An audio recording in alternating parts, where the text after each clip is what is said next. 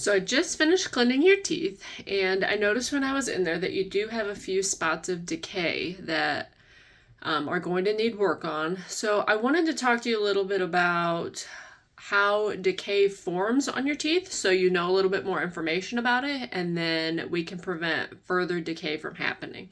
So I have this little flyer that we actually hand out to everybody. So I wanted to go through it with you, and then you can take it home with you. So it's kind of something that you can look back on to remember, or if you have any questions or anything, you can kind of reference back to the sheet.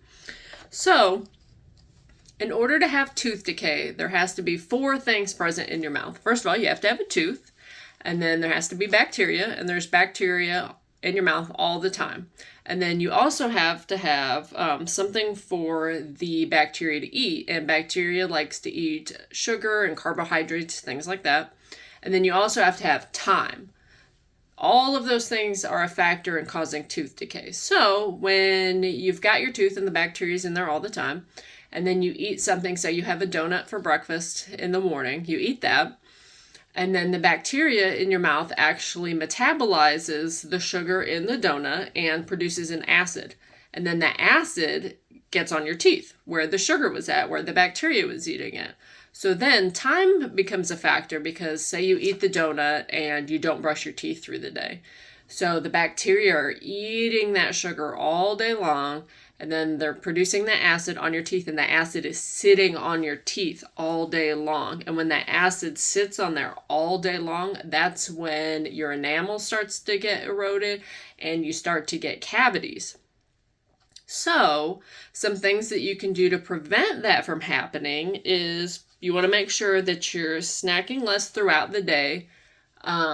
You're giving the bacteria less to eat. The food's not sitting on your teeth as long. So that's going to be a big factor in that. Then you want to make sure that you're brushing and flossing and using a rinsing agent at least twice a day. And then if you can, brush, floss your teeth, use the mouthwash 30 minutes to an hour after you eat. That would be ideal. I know not a lot of people have time to do that, but if you could at least brush and floss before bed and then brush in the morning, that helps to make sure that when you brush and floss before you go to sleep, all the sugar and all the bacteria and all the acid's not sitting on your teeth while you sleep.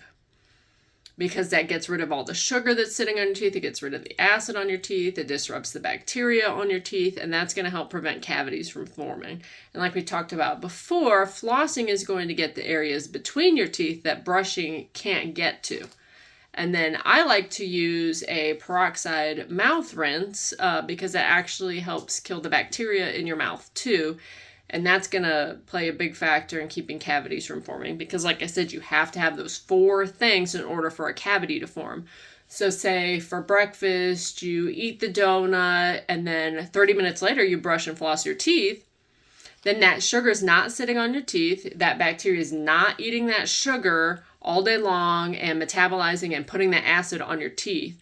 So that's why all 4 factors play a role. Then there's no time for a cavity to form if you're brushing, okay? And then you also want to prevent cavities from forming by not eating sticky foods and candy, because sticky foods and candy are really hard to get off of your teeth, and they stick into the deep grooves and everything, and they get stuck in there. So it's more stuff for the bacteria to eat and then to metabolize and produce the acid. So if you can avoid stuff like that, that's going to play a big factor in preventing cavities as well. Just, that and sugar in general.